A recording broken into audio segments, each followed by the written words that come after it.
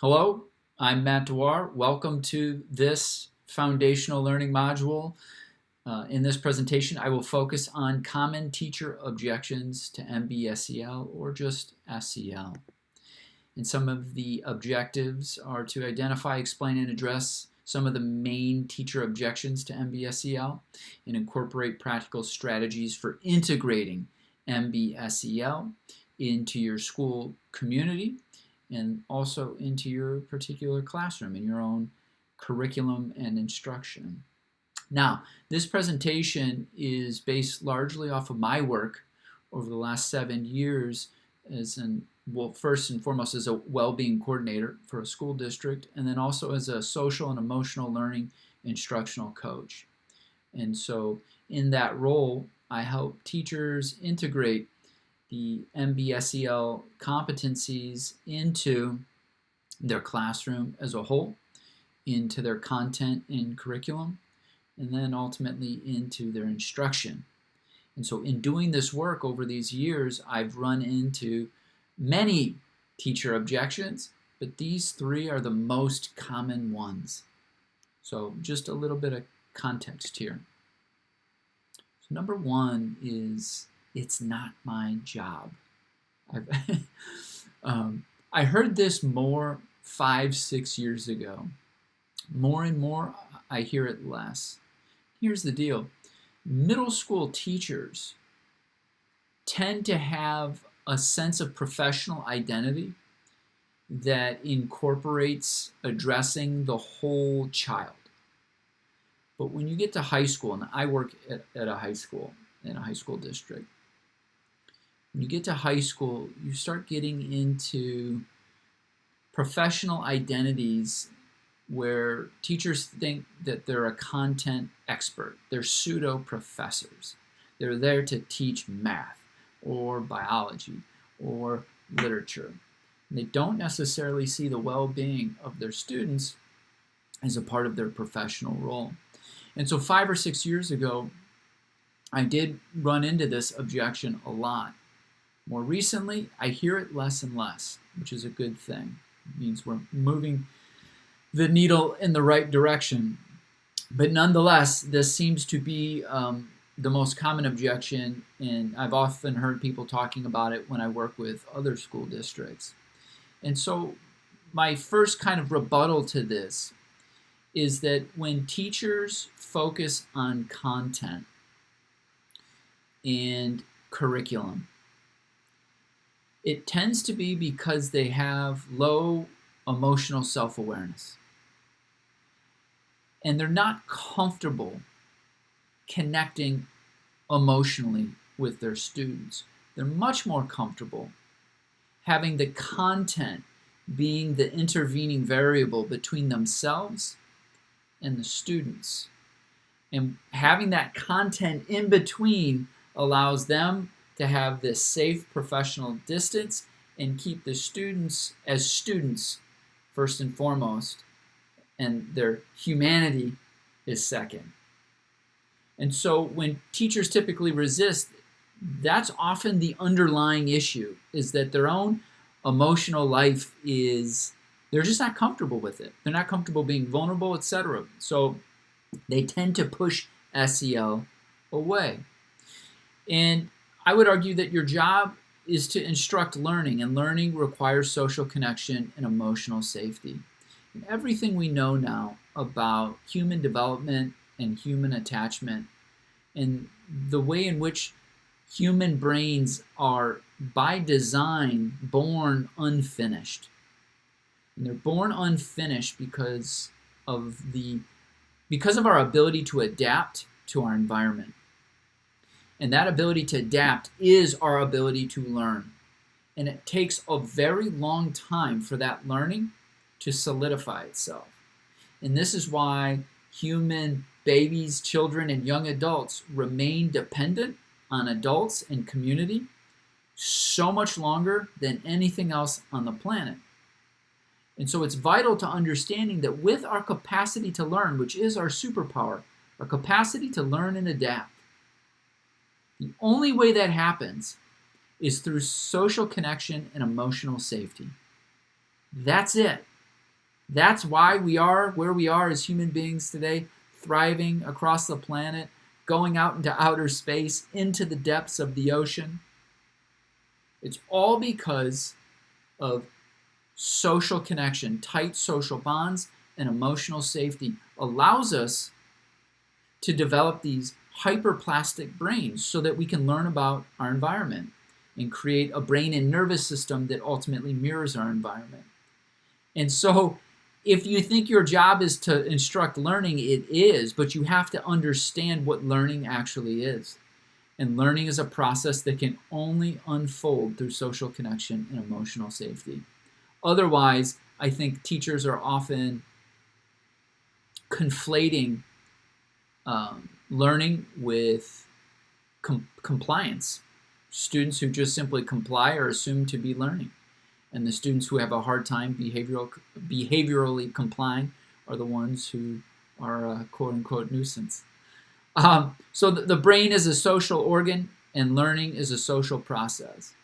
And so it is your job. It is your job to find a way to create a space where you can connect socially with your students and create active cues of safety. This is one of the key insights of the research, is that safety isn't just simply the absence of threat.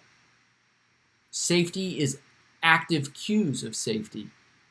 Are we a regulating presence, showing these things through our facial expressions, through the intonation of our voice, through our body language, through the routines and predictability that we create in our everyday classroom experience? Do students know what they're going to be doing and what's expected of them? Can they count on a predictable routine? This puts students who maybe are uneasy or don't feel safe in general more at ease when they know that the experience they're entering into has some predictable qualities to it. So it's not my job. I want to say it's an understandable objection, but it really isn't. It is your job, because your job is to help students learn. And again, I'm being very redundant, but learning cannot happen without that social connection and emotional safety. Objection number 2, I don't have time. And this objection really is rooted in an unfortunate understanding of MBSEL or SEL as something that's external to instruction. Right? So this is really playing off the first objection. When you believe that teaching and learning have nothing to do with emotions, that there is no social and emotional basis for learning, that learning is purely cognitive, then you can say things like, I don't have time. So when a teacher says, I don't have time, it's because they don't have time because they've created a construct of learning that is incongruent with what the research tells us about the brain. And so what ends up happening is I've seen teachers talk more and more about the content and the calendar instead of kids. Maybe you go to a Corsa-like meeting, and if you sit there and you observe a meeting and it's 45 minutes long, and for 40 of those 45 minutes, everyone's talking about aligning calendar and content, and maybe a couple minutes are spent on talking about actual students and their needs, that's unfortunate. Right? That's an unfortunate conceptual framework for understanding what your role is as an educator, as a classroom educator. And so it ultimately boils down to, are you going to spend time up front with SEL, or are you going to spend the time, compounded amount of time on the back end for the absence of SEL?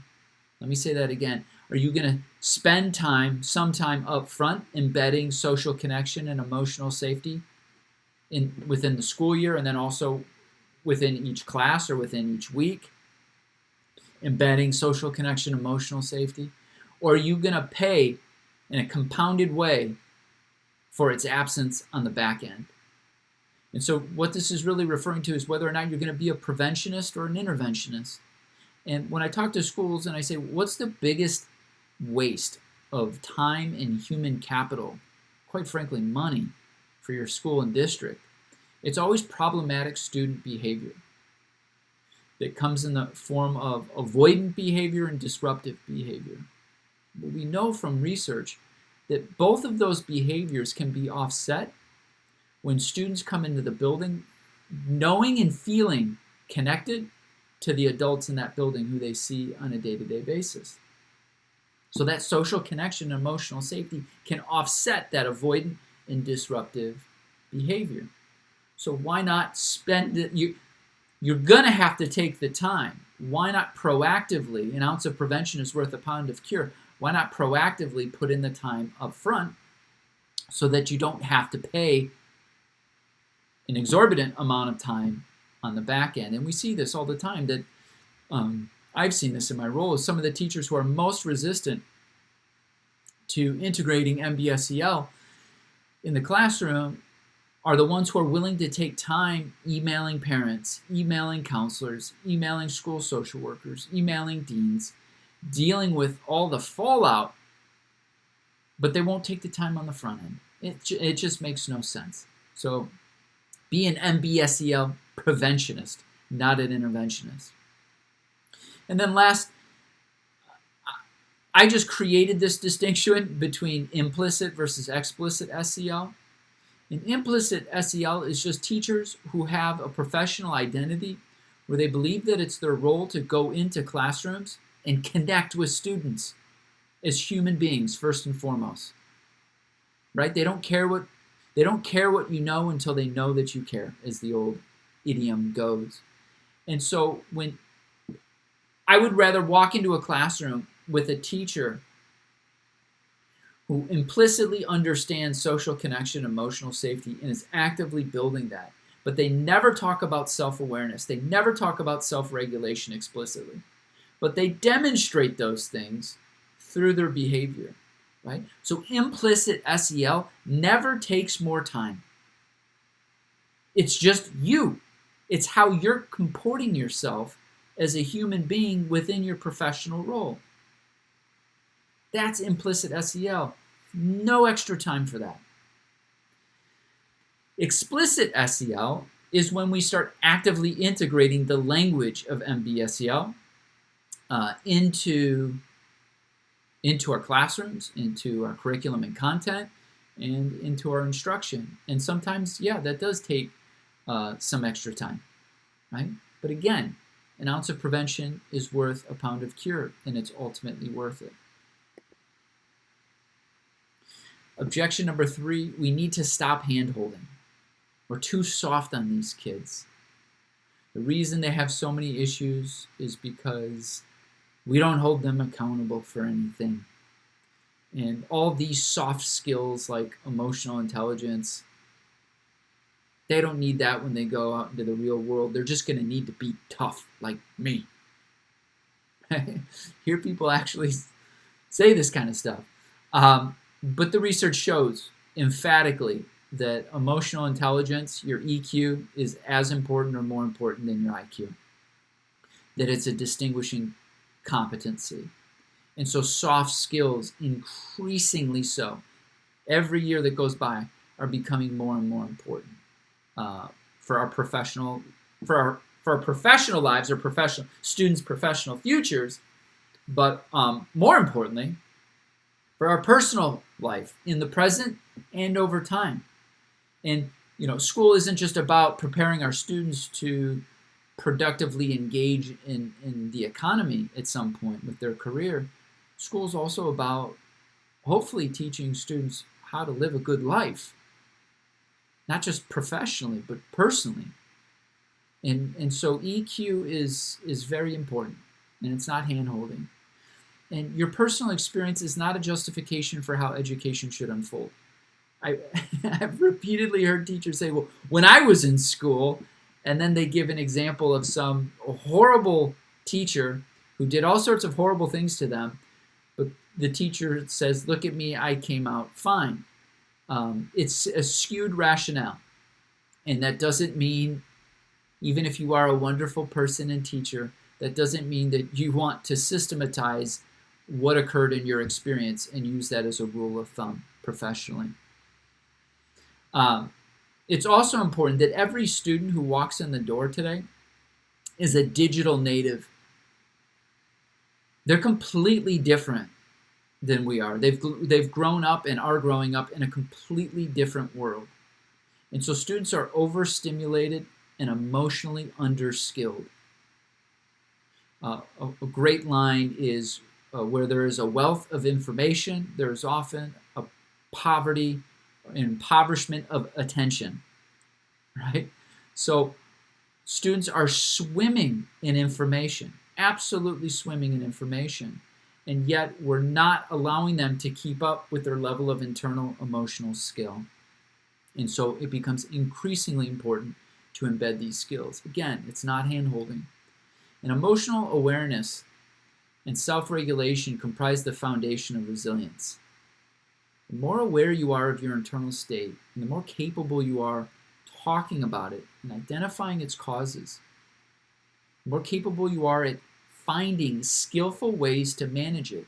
It's our worst habits, our worst behaviors, our unskillful attempts to self-regulate and manage stress. And that's where we lose our resilience. And research has shown this repeatedly.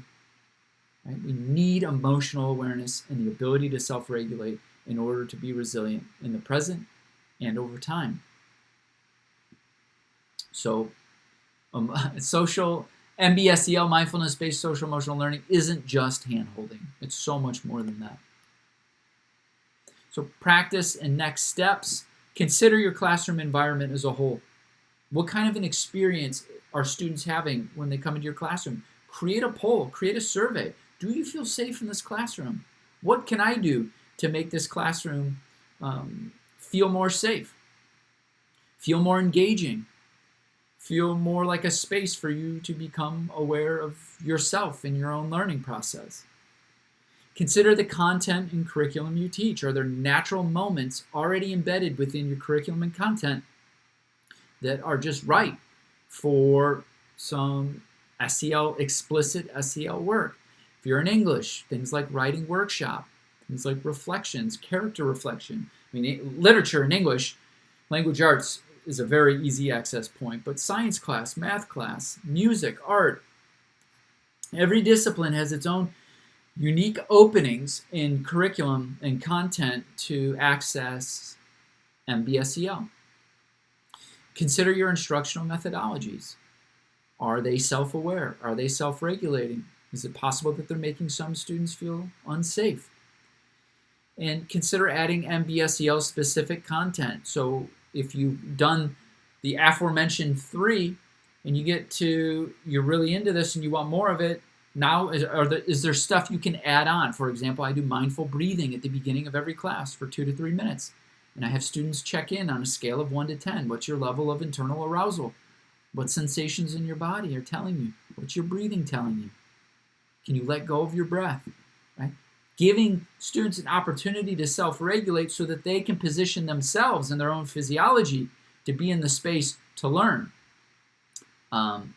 You might check out the Yerkes-Dotson law, which is over 100 years old, where it's a curve for internal arousal states and ability to learn. So bringing students awareness to this and allowing them to put themselves into the optimal learning state. So resources for continued learning. Like I said, these 3 are based on my experience doing this work. So it's not like I've necessarily read this somewhere, but just generally speaking, the CASEL website has a ton of information that would be worthwhile. The book Cultivating Mindfulness in the Classroom by Jeanie, Iberlin. And then the COSM book, Educating Mindfully, Stories of School Transformation Through Mindfulness. So many interesting stories, and so many of these themes are present in those chapter narratives. So I hope this module was helpful, and I will see you soon. Take care.